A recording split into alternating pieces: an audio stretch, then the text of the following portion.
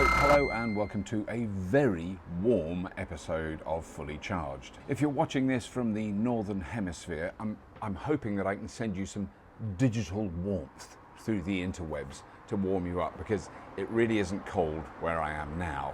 I'm sitting in the sultry heat of Brisbane in Queensland in Australia. It's about 36 degrees centigrade at the moment. Lovely. Now, just to explain, I've been married to an Australian for the last 30 years. We have two children. They've grown up here, spent a lot of time in their childhood here, went to school here briefly when they were young. They've lived here more recently as young adults. So we have a long and strong family connection with this wonderful country. Okay, now there are some aspects of Australian culture and politics that I find a little bit hard to grasp as an outsider. But since I've been here, I've tried to find out more by talking to one or two really highly intelligent, well-informed Australians, particularly in the energy industry, and those conversations are going to be available on the Fully Charged Show podcast, which, in case you didn't know, we're now producing a weekly audio podcast, mainly presented by Johnny Smith and myself, but occasionally with special guests. There are links to the podcast beneath this video. And I want to apologise right now for the possible occasional mild interruptions, background sounds from the suburban streets of Brisbane. There's the occasional massive SUV driving past.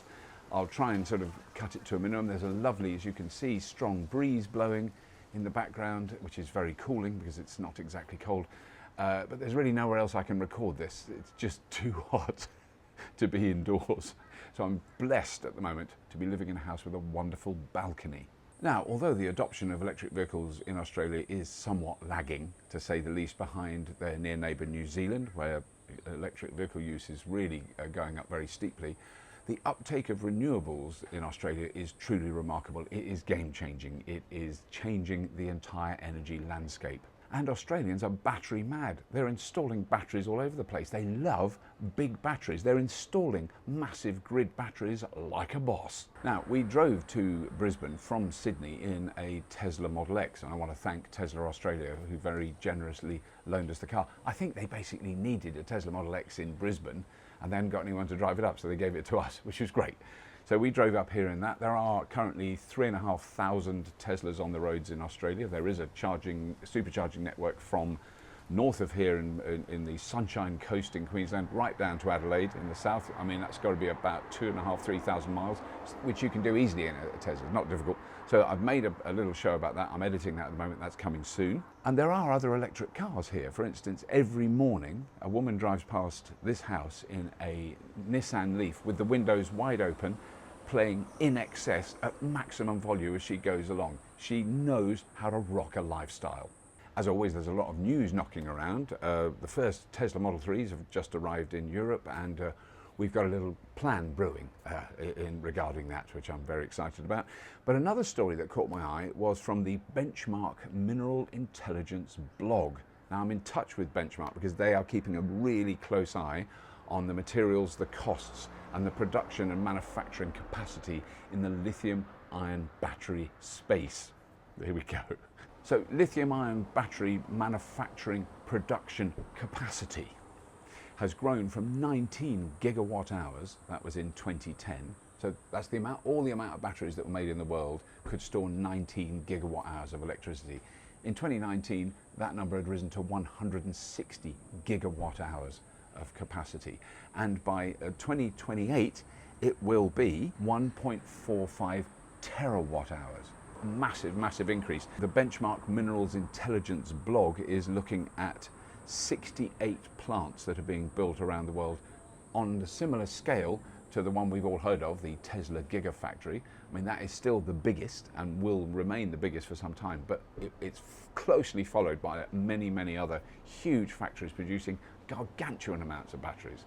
Batteries clearly are going to make a very, very big impact in the next 10 years. Every day I hear more and more reports about massive investment going into next generation battery technology.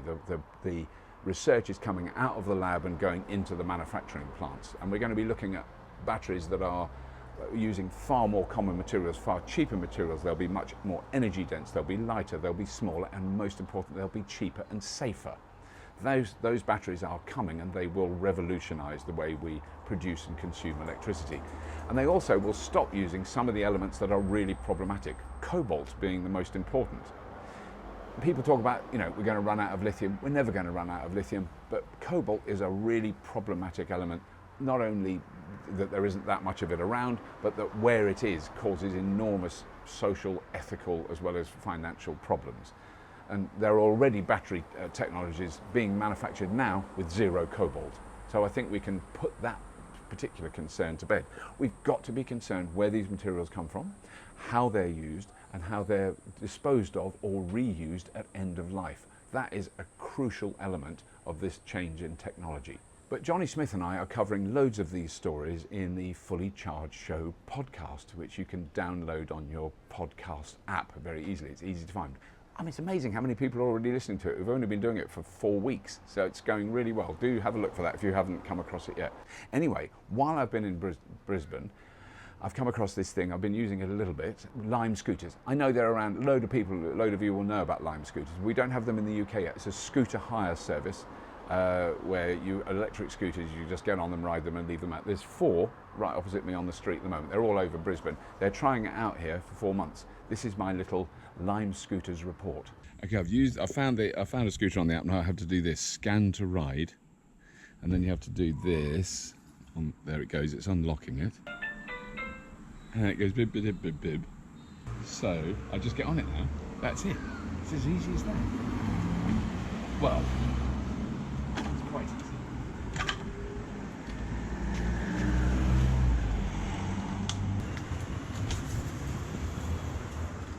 As you can see, the Lime scooter is extremely popular in Australia. Now, Lime is originally set up as a bike sharing company. It's in America, initially I believe in San Francisco. They are now in 100 cities across the United States and 27 international cities, including Brisbane. Not Sydney, not Melbourne, not Adelaide, just Brisbane. So they've introduced them last November into Brisbane. They have become incredibly popular. All we've seen all the time we've been in Brisbane is people zipping around on these scooters. Lime, the company that owns this, has just raised another 800 million in investment capital, so they're clearly doing very well. I mean, it's not like super cheap, but I did a journey this afternoon of just over 3 kilometres from the centre of town out to where we're staying, and that cost Australian dollars, which is about £3. So, it's cheaper than an Uber, but it's not free. But it was really quick, so quick. I just zipped back there really quickly. This pathway, which is why I wanted to film it here, because it's so easy to ride them on this pathway. It feels safer. It's a designated pathway for bikes and scooters. That is the danger, really. We were discussing it with my 88-year-old mother-in-law the other night, and she is nervous about them on the streets because you can only ride them on the sidewalk/pavement. And that's a bit nerve-wracking for older people who can't hear them coming, and if it's a crazy person going too fast. They will reach 25 kilometres an hour, which is 15 miles an hour. Well, if you hit someone at 50 miles an hour, it's ugly. It's not going to be good. They've got a range of about 35 kilometres when they're fully charged. I don't know how they charge them, but most of the ones I've got on have been very close to full. They must come around and plug them in. I have no idea how that works. But you can pick them up from anywhere. You can find them really easily on the app. The app is, even for me, really easy to use. As a last mile solution, I must say it is hard to beat. That's what people always talk about, last mile, first mile. So you catch the train into the city and you get to the office, the last mile on these little things. And that really does make sense. It makes perfect sense in a city like Brisbane, where 90% of the time the weather is unbelievably amazing. It's a very nice way to move around if it's very hot, because you're keeping cool and you're not walking, so it's got lots of advantages. If it's pouring of rain, which it also does here occasionally, I guess it's less brilliant, but still very good. So I think the obvious solution for them in the long run is that you do have really properly designated pathways for them. That costs a lot of money. That's a big investment for a local council to put in.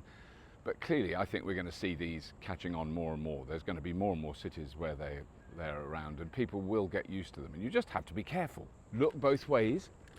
Ride on the designated path. Whee!